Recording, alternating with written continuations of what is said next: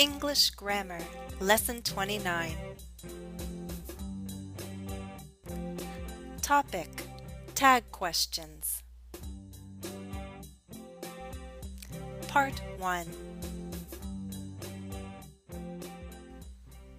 Listen. Hi, Julie. Hi, how are you? Doing well, thanks. Thanks for joining me. No problem. I'm happy to be here. Okay, so let's begin, shall we? Yes. You're a teacher, aren't you? Yes, I am.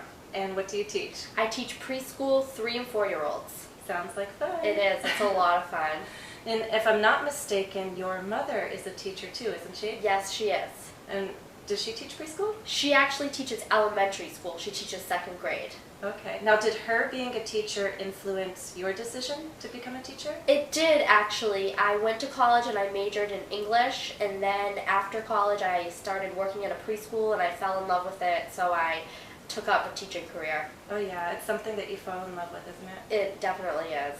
Teaching is rewarding, isn't it? Yes, it's a great career, especially if you love children. Yeah. Julie, I'm sure like most other kids, you dreamed about other kinds of jobs, didn't you? Oh yes, I definitely did. So what did you want to be when you were a kid? When I was younger, I wanted to be a writer. I loved English and writing and reading. Julie, I'm not asking too many questions, am I? No, not at all. I just have one more actually, and that Sure. is, what do you like most about being a teacher? Well, I really love children, and I love teaching them different things, teaching them about the world, and I really love watching them grow up and just learn a lot, grow up developmentally, so that's probably my favorite thing. Answer the questions. 1. How certain was Jennifer that Julie's mother was a teacher? A. Very certain. She knew it for a fact. B. Somewhat certain. She needed to confirm. C. Not at all certain. She was surprised to learn the truth. The answer is B. I asked a question to confirm. Your mother's a teacher too, isn't she? Listen again. And if I'm not mistaken, your mother is a teacher too, isn't she? Yes, she is. And does she teach preschool? She actually teaches elementary school. She teaches 2nd grade. 2. Do Julie and Jennifer feel the same way about teaching? Yes or no? The answer is yes. When I comment that teaching is something that you fall in love with, Julie readily agrees. She said, "It definitely is." Listen once again. I started working at a preschool and I fell in love with it, so I took up a teaching career. Oh yeah, it's something that you fall in love with, isn't it? It definitely is. 3. Did Jennifer assume that Julie had considered other jobs as a child? Yes or no? The answer is yes. I said that I was sure she had dreamed about other kinds of jobs, but then I added on this question, didn't you? Julie confirmed that yes, she had. Listen again. Julie, I'm sure like most other kids, you dreamed about other kinds of jobs, didn't you? Oh yes, I definitely did. 4. What did Julie want to be as a child? Do you remember? An actress, a writer, or a singer? The answer is B. Listen again. So what did you want to be when you were a kid? When I was younger, I wanted to be a writer. I loved English and writing and reading. And our last question, number 5. Julie went to college, didn't she? A. No, she only considered going. B. No, but she plans to go. Or C. Yes, she did. English was her major. The answer is C. Listen again. I went to college and I majored in English, and then after college I started working at a preschool and I fell in love with it, so I took up a teaching career.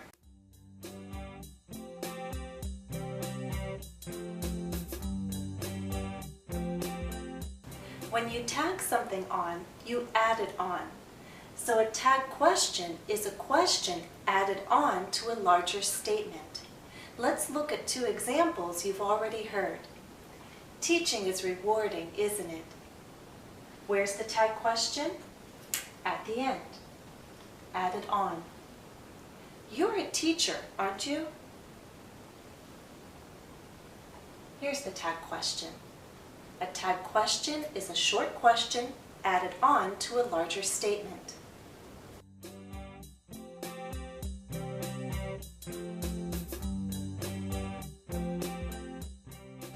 These two examples show the two most common reasons why we use tag questions.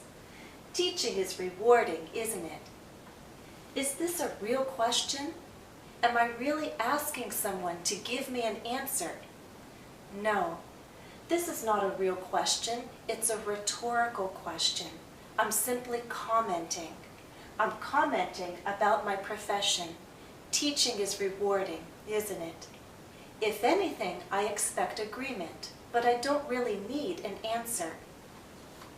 So the first most common reason is simply to comment. Look at the second example. You're a teacher, aren't you? Is this a real question? Yes. I'm asking to confirm my information. I believe this to be true, but I need my listener to confirm. Second reason,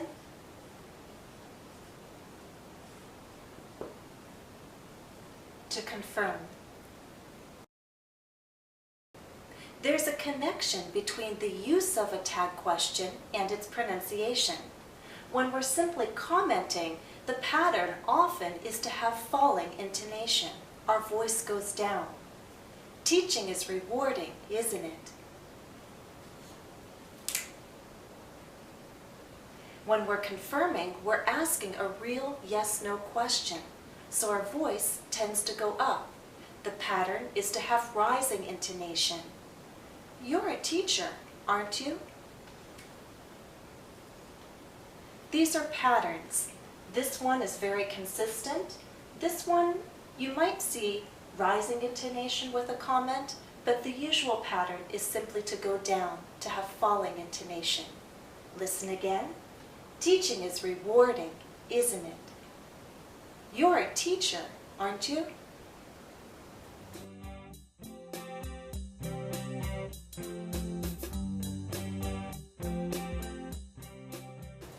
Tag questions need question word order.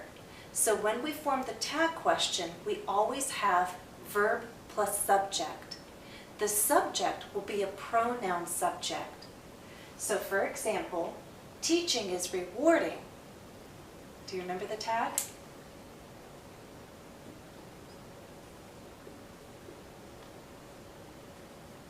Isn't it? Teaching needs a pronoun subject, it. Verb plus subject. And the verb is a form of be or an auxiliary verb, a helping verb. So in the main statement, if there is a form of be, use that form of be. Teaching is rewarding, isn't it? You'll also notice that the two parts have to be opposite.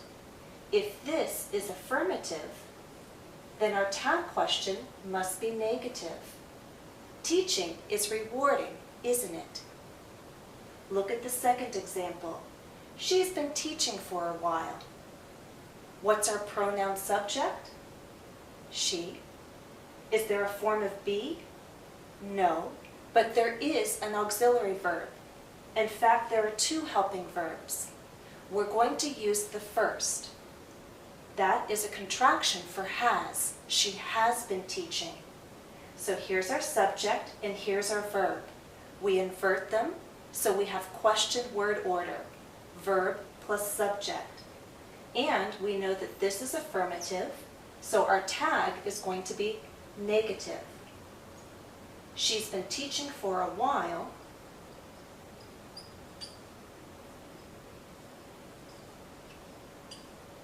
Hasn't she? So if we have a form of be or an auxiliary verb in the main statement, we'll use those verbs in the tag question. Look at the third example.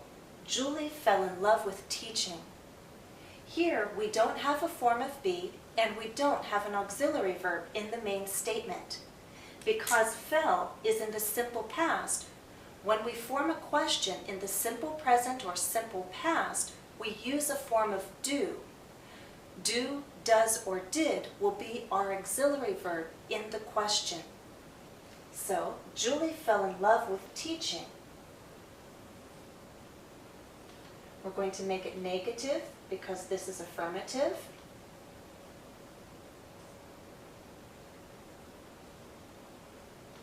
Didn't she?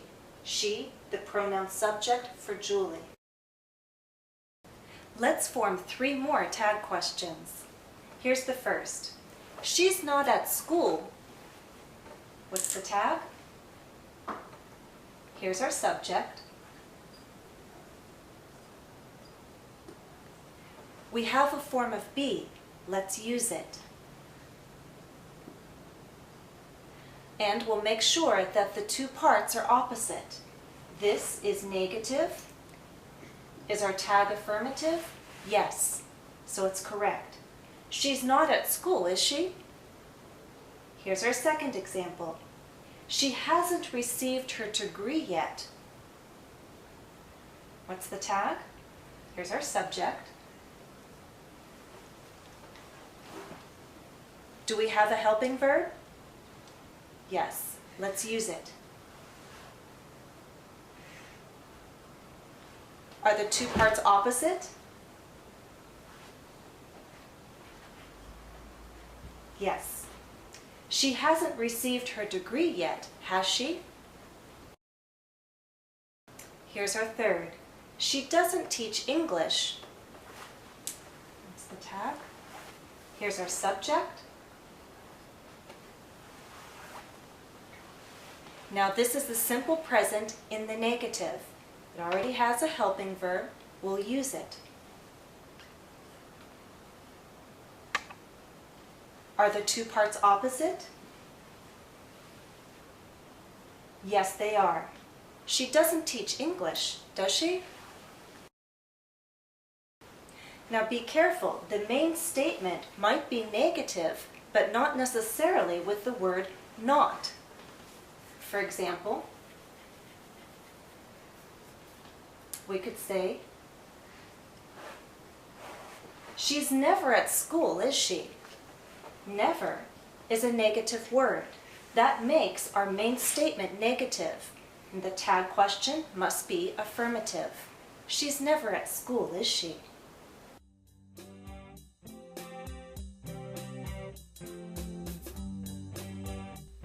We've covered the basics in Part 1. Coming up in Part 2, we'll address other forms and other uses of tag questions, and I'll offer you some practice.